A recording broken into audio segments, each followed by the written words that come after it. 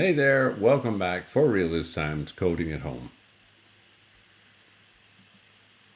Hey there, I'm Matt with the Code Hub. Welcome back to Coding at Home.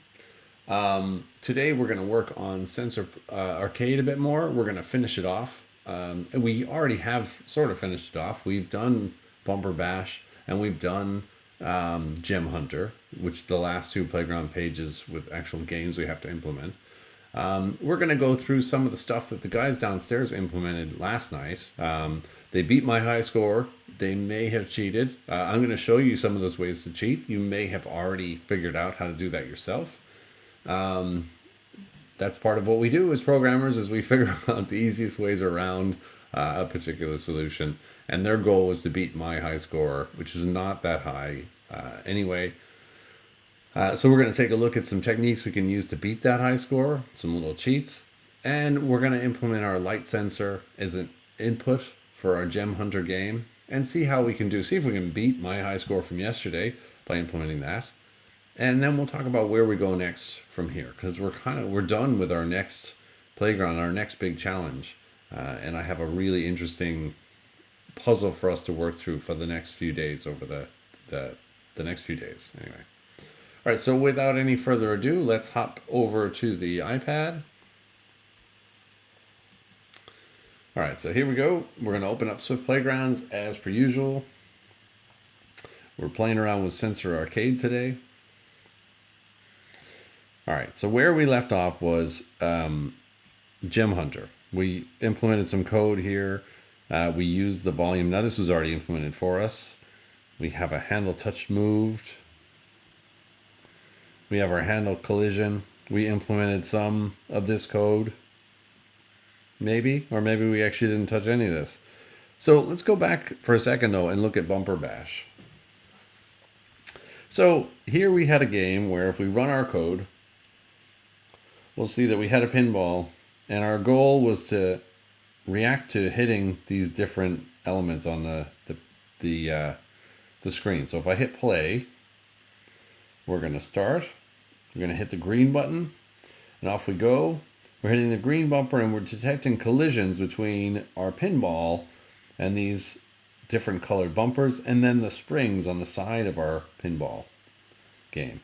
So, okay, so we got 23. That's a new high score. Pretty good for doing not much of anything.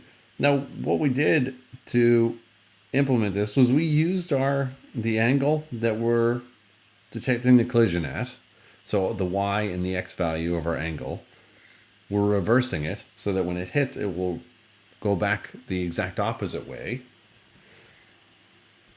And then we apply a force. We actually get a force from our collision.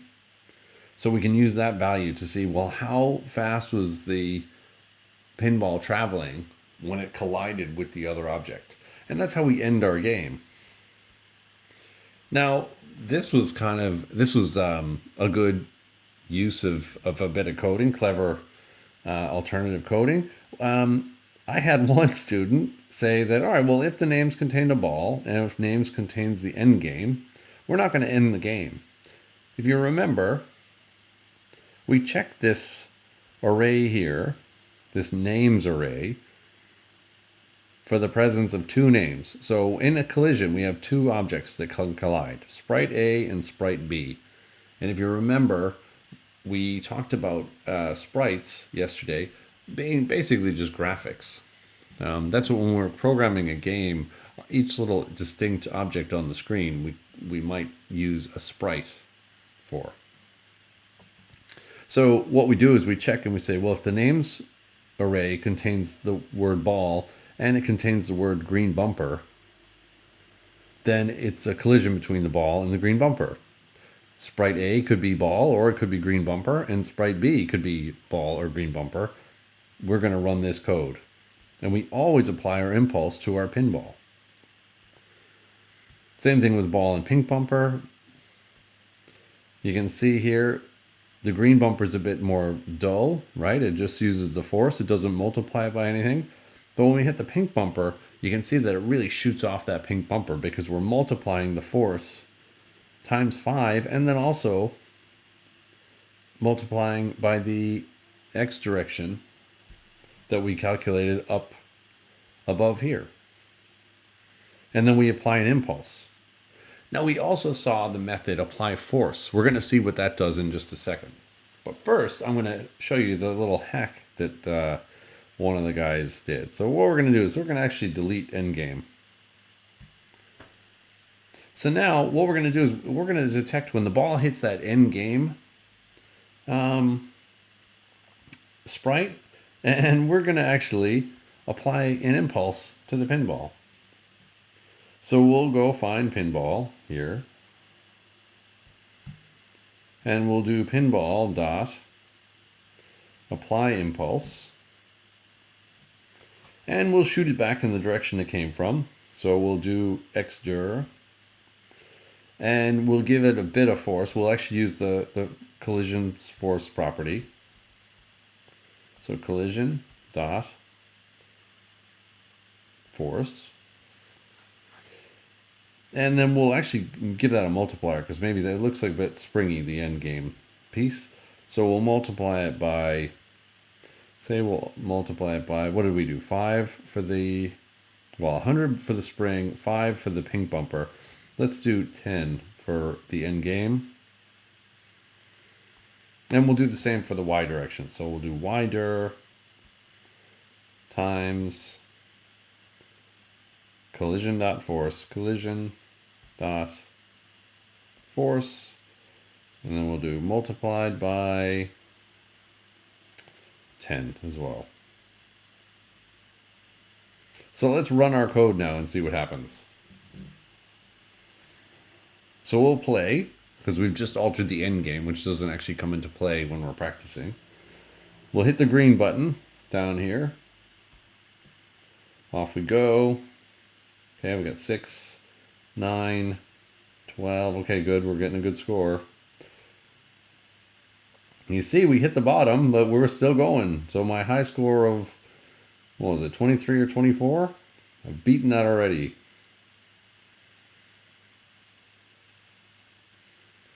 Now, the only problem with this hack is that I won't get credit for my score. So I have a great score right now of 50, but I'm never going to get credit for it because we're never going to end the game because nowhere do we call end game. And now I've rested at the bottom, so I'm actually not even moving. So 56 is as high as I'm going to get. So that was one way to get a new high score. That's kind of cool. Let's change that because that's cheating. Let's delete all this. Oops. We're just going to select all of this and we're going to delete it. We're going to put endgame back in there. So we'll say endgame. Now we could use some of our knowledge of timers, maybe, and say, all right, we'll set a timer and see if when we hit the end game thing, maybe apply an impulse and then set a timer to end the game after 10 more seconds or 15 more seconds. That might not be bad. I mean, it'd be cheating still, but it might not be bad. All right, so that's our end game. I saw another interesting thing because somebody wanted to use apply force. So let's try doing that. So on our spring, let's comment out this one. And remember, commenting out our code lets us see what we had done, because maybe we're not sure. Maybe we want to test this out. We just want to test something out. So I don't want to delete it because I don't want to have to rewrite it all.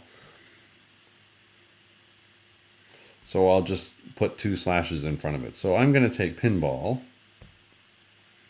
So pinball dot, and we're going to use apply force instead of apply impulse. So we'll do the same thing. We'll use the X direction because we want to apply the force opposite of where the spring hits. We'll multiply it by the collision because we'll have that equal and opposite reaction. And maybe that's all we'll do actually. We'll just multiply it by the collision dot force instead of giving it any multiplier.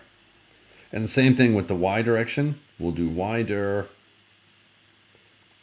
times collision dot force. So we'll do collision dot force. Now there's an interesting extra parameter here that we have to specify for force. So it's a duration. So this is in seconds. So this is how long we're going to apply this force. So the opposite of how hard we hit. So imagine we're coming down this soft. It's going to apply that same force going in that direction for however long we specify here. So let's say 10, just to experiment. So let's run our code, and we're going to see what happens when we get inside here, when the names contains a spring and contains ball. So let's run our code. And we'll play. We could have practiced too, because there are springs in the practice mode. Now I'll hit the green button and off we go. Okay, well we ended right away. Not super exciting. And we did hit the spring, but we kind of rolled down it. That's why there wasn't much force applied, I guess. Let's try that again. Actually, let's practice to see if we can drop it on it and test it out. So we're going to drop our ball, if I can actually drop it on a spring. So you'll notice that our ball, when we apply the force, it's not the same, it doesn't get that same big push. But it does tend to roll away from our spring. That's... And in fact, you can still see it. So I hit a spring, and when I drop my ball, it's actually not dropping in the same direction. Let's give this a multiplier. Instead of just using the collision force, we'll actually give it a multiplier to really show off what this force is doing. So we'll do multiplied by, let's multiply it by 10. And we'll multiply the x direction by the same thing, by 10. So multiplied by 10. We're changing our parameters here inside the pinball.applyForce method. We'll hit run my code. And we'll just practice. So here we go. I'm going to drop it right on the spring. You'll note that my pinball seems to be defying gravity. That's because the force is being applied. So I dropped it in this direction, and it got pushed this way, hit another ball, and got applied an impulse to it, and then but kept persisting. Because for 10 seconds, I was applying a force. Same thing over here. So I managed to hit this one, and then I also hit this one. So I started to apply a force this way. So if I drop a ball on this spring and it doesn't hit anything, any of the other springs, it'll always push it up to this corner for 10 seconds. And if I hit one of these springs, it'll push it up to this corner for 10 seconds. Here, we'll try that out. So because all I hit were these things where they applied a little impulse to it, the force overrode those for the 10 seconds that I was applying that force. That might be another way that we want to try handling our collision. Maybe we want to apply a force. We'd probably want to do it for less. So maybe try it for a second. Let's try playing our game and having our springs apply a force rather than an impulse. Let's hit play. And we'll run our code. Okay, not great. 13. Not too bad. Could be better. So you can see that when we apply the force, it's a little bit different than apply impulse. Impulse, when we apply an impulse, is more like a punch, where someone punches and then pulls their hand back. Applying a force is more like someone's pushing you. So let's delete all of this. And we'll add our code back in. We've got pretty strong springs. Our pink bumper is a 5. Let's try again. Let's hit run my code and try that again. We'll play. And here we go. 2. Okay, pretty dismal. But you can see that those are a couple of the little hacks that we could have done. You could apply a force rather than applying an impulse. You can choose to not end the game if you don't want. Let's see. The last thing I wanted to check just to make sure here. Pinball dot. So we have apply force, apply impulse. Is there anything we're missing here? We can set the velocity. We can fade it.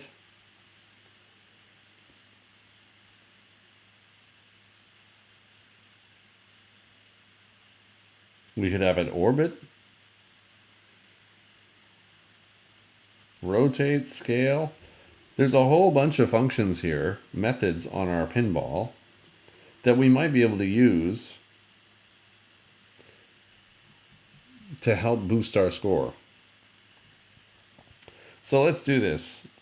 Just for kicks, because we're talking about cheating a little bit. Let's do this. We're going to make our pinball get bigger and bigger when it hits the spring. So we're going to scale it by 1.5 times for 5 seconds when it hits the spring. Let's run our code. Today's lesson is all about how you can cheat at pinball.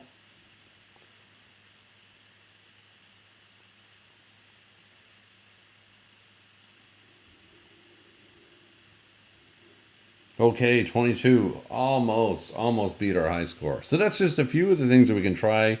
Maybe make it an even bigger scale so that it really gets stuck in the middle of those pinballs. Loads of things we could do to keep cheating. Now let's go back over to Gem Hunter. So I just hit the next arrow to go over to Gem Hunter. So what we have so far is we have our sound. So if the sound gets louder, then here, we'll move this over so we can see all of our code. If the sound gets louder than half, we'll apply an impulse of going up. If you're in a quiet room, maybe you want to use the little sort of handy helper tool that we can specify to change the sound. We can handle touch moved. So when we touch on the screen, it'll change the X position of our player and it'll make them dash at a certain speed. And this is the kind of thing we might tweak. Maybe taking the X direction and dividing it by 2, cutting it in half, maybe that's not what we want. Maybe we want them to dash faster. So what we might do is say, actually just make the speed the X direction. And remember, the X direction is going to depend on where we put our finger down on the X axis and the player position. So if the player is over here and I'm over here, when I touch, it's going to be a larger value than if I touch closer to where the player is. So the player will go faster the further away from its position I touch. We have a handle collision. Now we could do a similar thing and say, actually, do you know what? If I hit the spikes, I don't want to end the game. And so now I could run my code. Now, we might check and see if we can see, is there a score property here? Maybe the score is on the scene. Actually, I have not checked this out. So your guess is as good as mine.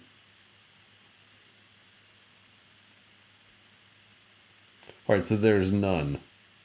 There's no score that we can kind of easily access. And get back to Swift Playgrounds.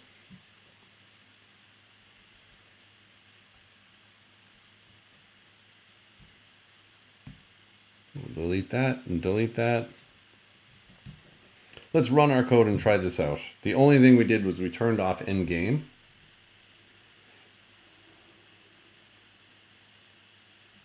We'll play it. Now, down here is our little volume control, just in case we don't want to use our actual volume. So we'll turn the volume up and then You can see I can make the giraffe move much quicker. And if we talk really loud, there we go. We've moved our giraffe. I'm actually sitting on some spikes, which isn't great. Here we go, jumping up there. And over. And we're on the spikes again. We're having a great time though, because we're able to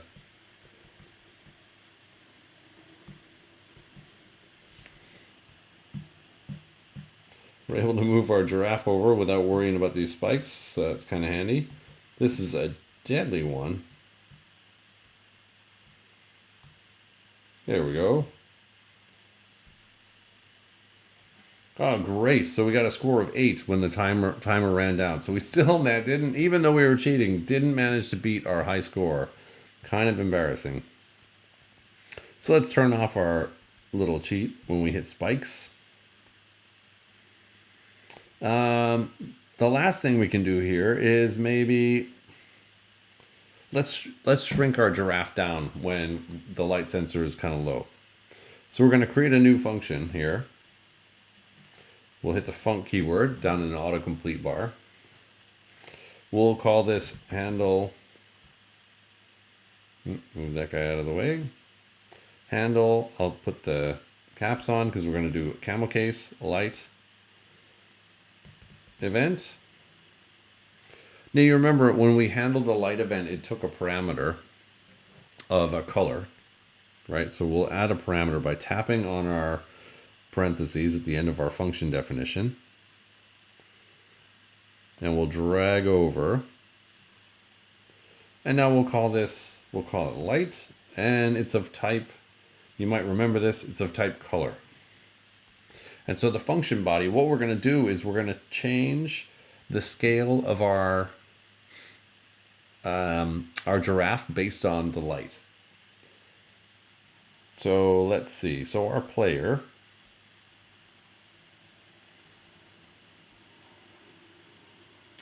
there it is, player dot.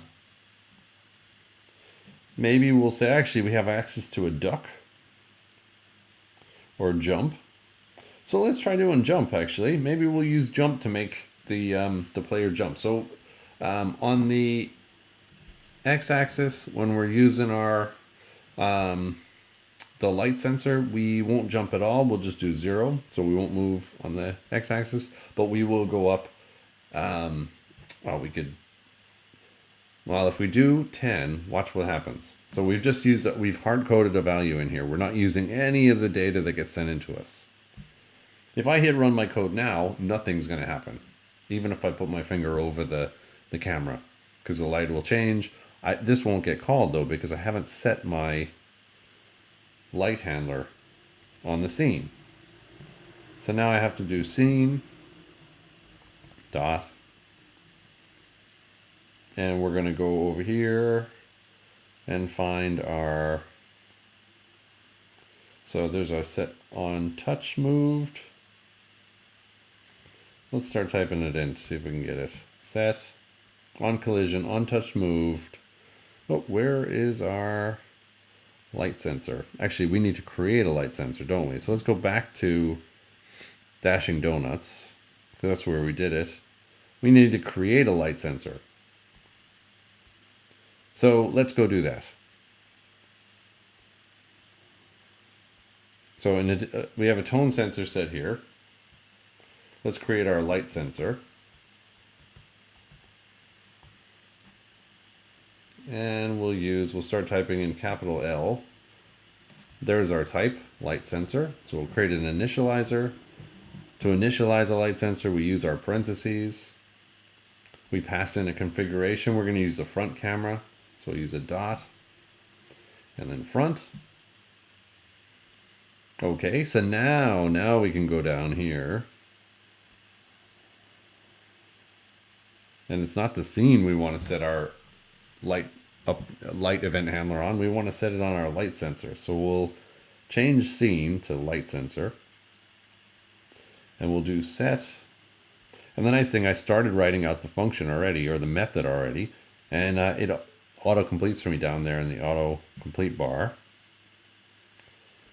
And then it even says, oh, yep, that has the right signature, because there's our handler, and in parentheses, it has color.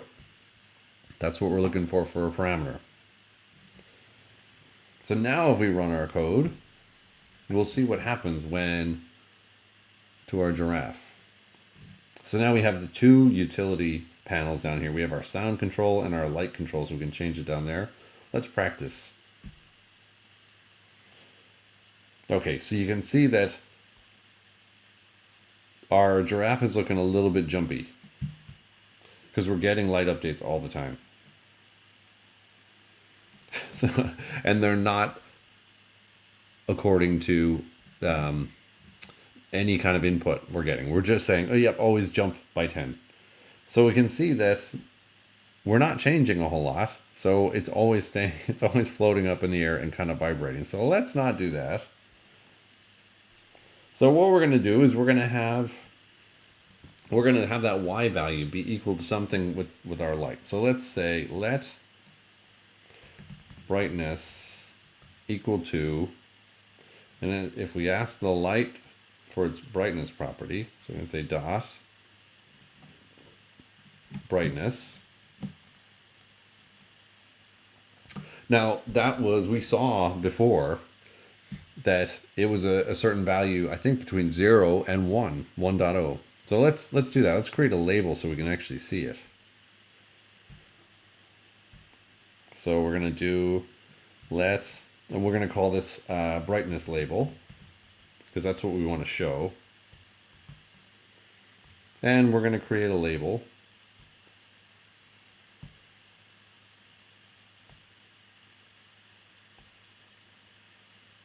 And we'll say, to start with, we'll start with 0. Dot 0. And we'll give it a color. We'll pick a color of, how about we pick that? Perfect. All right. Now there's a problem with this, as we can see from our red dot. So it's saying, hey, this is a double that you gave me here, this 0.0, and it's not a string. So to make this a string, what do? Well, we'd put it inside quotes. I'm going to tap on the space bar and move my cursor around. So if you tap and hold on the space bar, the keyboard kind of grays out, and then you can move the cursor around. Super handy little tip. So now that we have our brightness label, we want to add this to the scene. So we'll do scene dot place. So let's place it up in this corner up here. So we're going to place our label, our brightness label, at point. So we need to create a point. So there's our point type. There's our open parentheses, X and Y values. So we're going to do minus, say 300, and the Y value will be 300. And now that we have our brightness label, we want to update its value. So we will go down to our light handler. And the first thing we're going to do here is we have our brightness label defined outside of all these functions, so we can access it in here. Here it is. So we can do brightness label dot text equals, and then the way we can't just do something like this. We can't just do brightness, because we're going to have the same error that we had before. If we try running our code, we have this error here. Cannot assign value of type double to type string. So we could do this. Well, this isn't going to work. Here, we could just do this. We're going to bring up the keyboard. We're going to enclose this thing in quotes. But this isn't going to be very useful, because what's going to happen now is we're just going to see brightness displayed in our label. And there it is, just says brightness. That's not what we want. So the way to get a variable, especially a number variable, into a string, this is one way. you can enclose it in parentheses, like so. Oops. Like so. And then before the first parentheses, to let Swift know that it should turn that number variable into a string, you use the backslash. So this one that faces the one over the N, that faces that way. And you can see immediately that changes from red, which told me it was a string, to white, which tells me it's a bit of code it's going to try to interpret. So let's run our code and see now. Okay, all right. So there we see our label's going a little bit crazy as it updates, and it's staying around 0.6. So that's the value we're working with. We still have our guy jumping like crazy. So we could try just saying, well, make the jump be the brightness. So the lighter it is, the higher he's going to jump. Now, not very high. Let's try running our code and see what happens.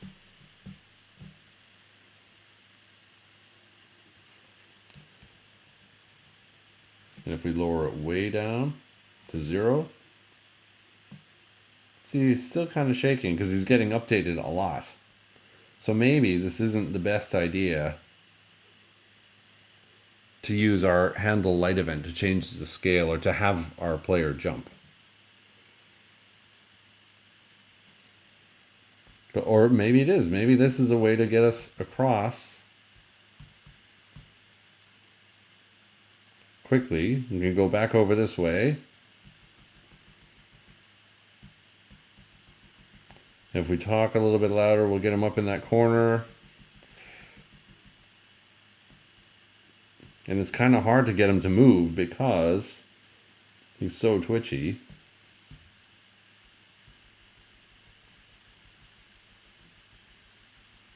But maybe this is how we would... Let's try it out. Let's see if this is any better. I have a feeling it's not going to be a great solution. And if we keep talking, because we'll need to talk or use that thing. There we go. And if we talk again, we get him up in the corner. The problem is when we go down, and we can't do quite as much talking. We've only got 30 seconds left. But at least I know I'm not going to hit the spikes on the ground. We're moving fast-ish. There we go. We've got one more. Got a score of 9. Do you think we'll beat our high score? No, I don't think we will.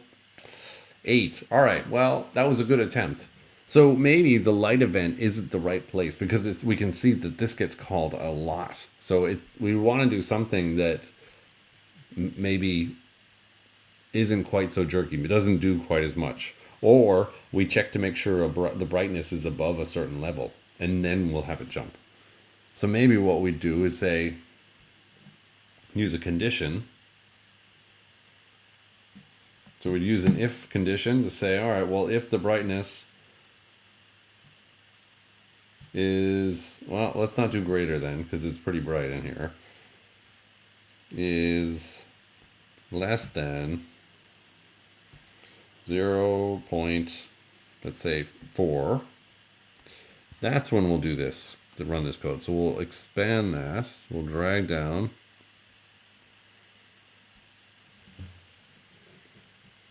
Now let's try it. So we'll have that weird kind of float effect when the brightness goes way down. Okay, so let's play and let's try it out. 3, 2, 1.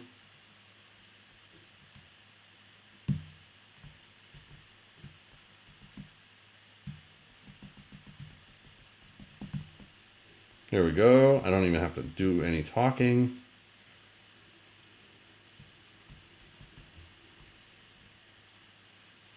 And if we talk really loud, then we go shooting up. And we go shooting up again. And we go over this way and we talk again. We talk again. Oh, lower our brightness.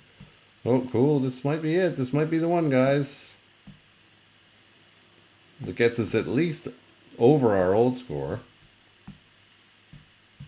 Oh, so close. All right, well, 9 is not too bad. So those are a few things that we can try with our gem hunter. We're going to go on to our next page because this is going to tell us all about sensor create. Now this is where we can build a game and use those collisions just like we did with build an app aquarium. We are going to have a small pivot tomorrow and we're going to go check out another playground. But then I think that we'll come back to sensor create and we'll work on building a new game, or maybe taking the old game that you built in build an app aquarium and re-implement it with our sensor create playground. So come back tomorrow. We're going to be working on an amazing playground that tells a story. I think it's one of the best playgrounds that is available on Swift Playgrounds. And I think you'll really like it. All right. Please like and subscribe, and we'll see you tomorrow. Happy coding.